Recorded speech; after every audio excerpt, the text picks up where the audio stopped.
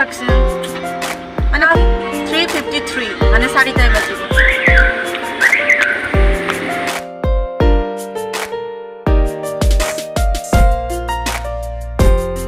এতিয়া বাজে 12টা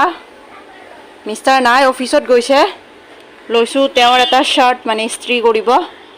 কৈ গৈছে এটা শাৰ্ট ইস্ত্ৰি কৰিব কাৰণ অলৰেডি দেৰি হৈছে এঠাইত যাবলগীয়া আছে আৰম্ভ কৰিব লৈছো পুনৰ গুড মৰ্নিং বুলি নকওঁ আৰু কাৰণ গুড মৰ্নিং কোৱা সময় নাই এতিয়া পনে 12টাই হ'ল তো এইটো ইস্ত্ৰি কৰো ৰব ভালকে নহলে আহি কব যে কাম এটা কলো আৰু তুমি নকৰিলা হৈ গল মোৰ ইস্ত্ৰি কৰা এনে ফুসফুসকে কৰি থৈ দিছো বেছি আৰু পিন্ধি ঘহি থাকিব ইচ্ছা নাই মোৰ ইয়াতে থৈ দিও আহিটো পিন্ধিবই মাত্ৰ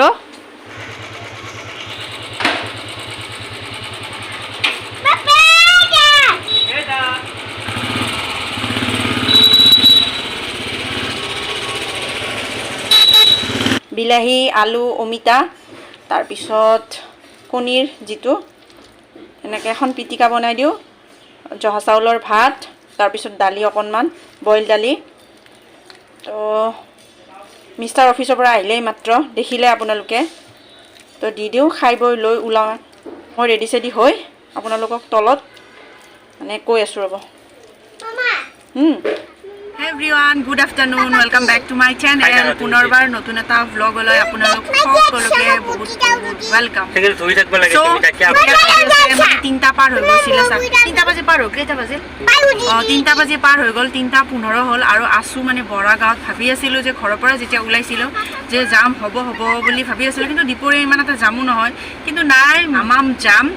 গৈ আছো নাজানো গৈ পাওঁতে মানে কিমান দেৰি লাগিব গৈ আছো কে আসু হে কিন্তু ক'ত গৈ আছো হেতু গৈ আছো ৰব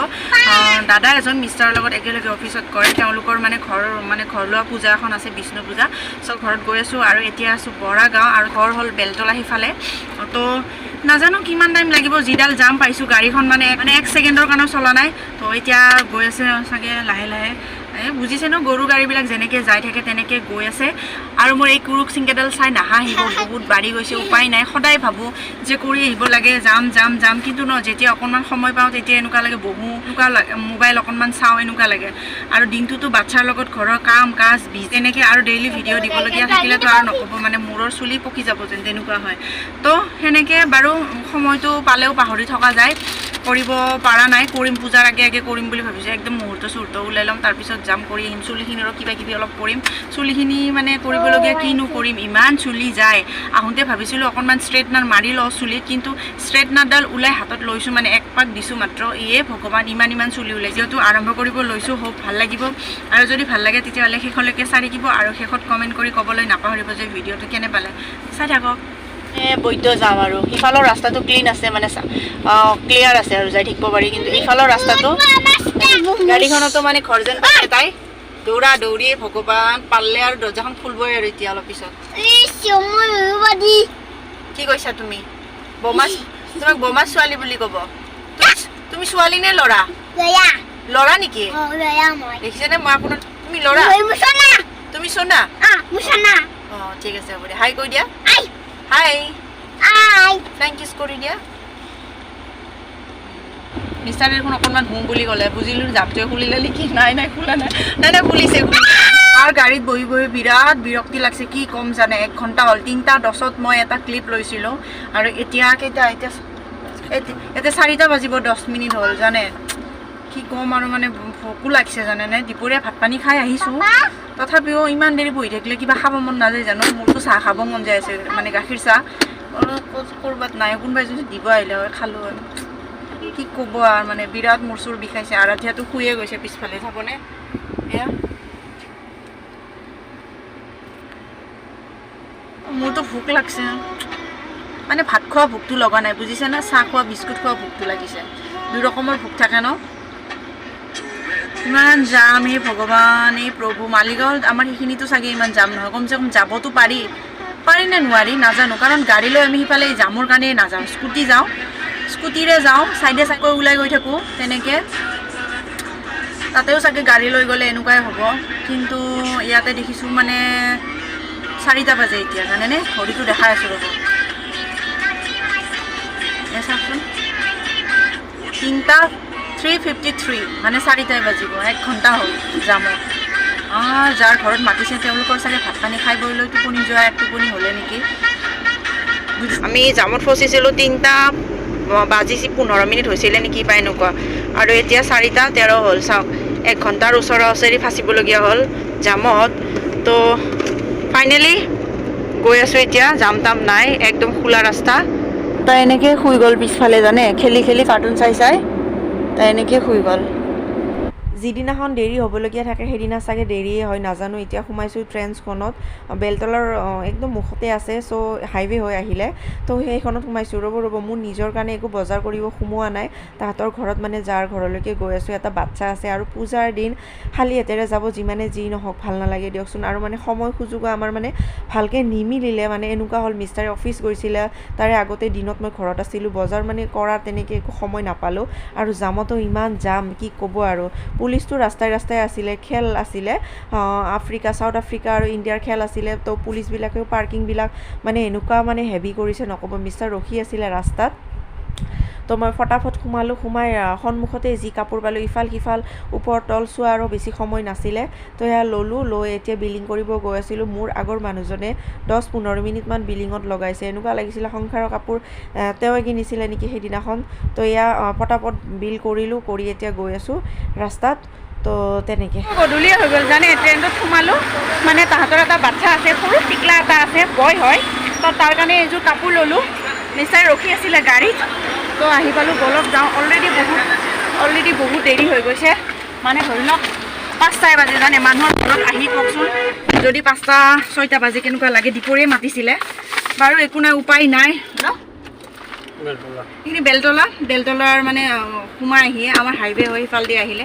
তো বলক যাওঁ এতিয়া ফাইনেলি পাম আৰু তাহাঁতৰ ঘৰত আৰু এতিয়া উঠাই নাই জানে এয়া মানুহ মাতিছিলে দুপৰীয়া কিন্তু আহি পালোঁ গধূলি বুজিছে ন কণ্ডিশ্যনটো আগৰখিনি যদি স্কিপ কৰা নাই তো এয়া আহিছোঁ বা আৰু দাদা আৰু টিকলাজন খুব মৰম লগা একচুৱেলি মই বা নহয় বৌ ক'ব লাগে কিন্তু বুজিছে ন কমফৰ্টেবল মই বাতে হওঁ চ' আহি অকণমান কিবা কিবি খাই বৈ লৈ এতিয়া ভাত খাব বহিছোঁ তেওঁলোকে য'ত আছে বৰ্তমান তেওঁলোকৰ নিজৰে হয় 3টা ফ্ল'ৰ আছে ওপৰত তেওঁলোকে আকৌ বনাইছে চ' তাকে পূজা কৰিছিলে বাহঁতৰ ঘৰৰ মানুহ আৰু দাদাহঁতৰ মানে তেওঁলোকৰ ঘৰৰ মানুহখিনি বেলেগ কাকো মাতা নাই মিষ্টাৰ যিহেতুকে দাদাৰ অকণমান বেছিকৈ ক্ল'জ ন অফিচত চ' আমাক মাতিছে তো তালৈকে গৈছোঁ এয়া গধূলি হৈ গৈছিলে তো তেনেকৈ যিটো কাৰণত আহিছোঁ মানে ঘৰটো তো বলক ঘৰটো দেখুৱাই দিওঁ অকণমান ভালকৈ ঘৰটো খালী হৈ আছে তো এইফালে এইটো চাগে বেডৰুম হ'ব নহয় ড্ৰয়িং ৰুম হ'ব চাগে এইটো এইফালে এখন বেলকনি যিটো কাৰণত আহিছোঁ সেইটো অকণমান দেখুৱাই দিওঁ আৰু এতিয়া যে খেলিব পায় যি মজা পাইছে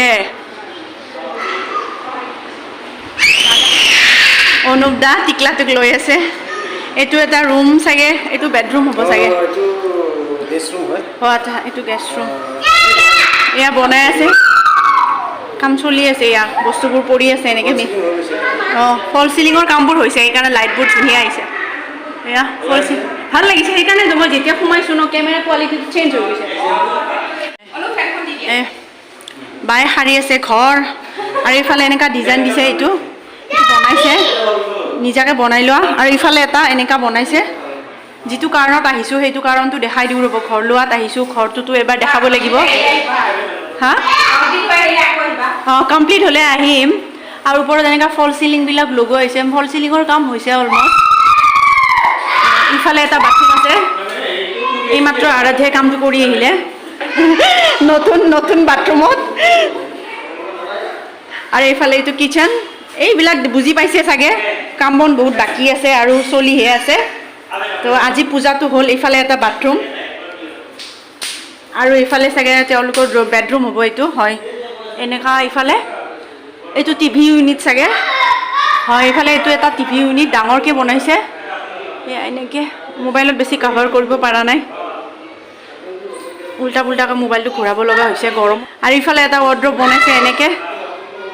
তো এনেকৈ আৰু থুলমূলকৈ দেখালোঁ আপোনালোকক এখন ৱালপেপাৰ যেন পাইছে কিন্তু ৱালপেপাৰ নহয় এখন মানে কি কয় এইটো পাথৰৰ হয়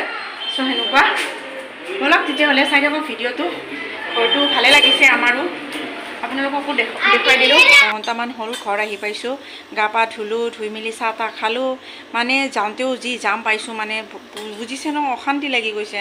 আহোঁতে বাৰু ইমান জাম নাছিলে, ধুনীয়াকৈ আহিব পাৰিছোঁ। তো তাত আৰু মই ভিডিঅ' ইমান ভালকৈ কণ্টিনিউ নকৰিলোঁ। সেই ঘৰত আহিছোঁ আৰু মই ভিডিঅ'টো ভাবিছোঁ কণ্টিনিউ নকৰোঁ, মানে ভিডিঅ'টো ইয়াতে শেষ কৰোঁ। এতিয়া বনাম, কিবা কিবি বনাম। মিষ্টাৰে চিকেন আনিছে আৰু যে চিকেন খাম লগাইছে, তাই নোৱাৰে আৰু চিকেন নোহোৱাকৈ ভাত খাব। তো তাৰ কাৰণে বনাম বুলি ভাবিছোঁ অকণমান চিকেন। তো সেইবিলাক আৰু একো শ্বেয়াৰ টেয়াৰ নকৰোঁ। এতিয়া বনাব যাম, এতিয়া 8টা বাজে। তো তেতিয়াহ'লে ফ্ৰেণ্ডছ, আজিৰ ব্লগটো মই আৰু বেছি আগ নবঢ়াওঁ, ইয়াতে শেষ কৰোঁ। আপোনালোকক লগ পাম নেক্সট এটা ব্লগত। তেতিয়ালৈকে ভালে থাকক, সুস্থ থাকক, নিজৰ খেয়াল ৰাখক, সদায় নিজক ভাল পাওঁ। Tata, bye bye, good night.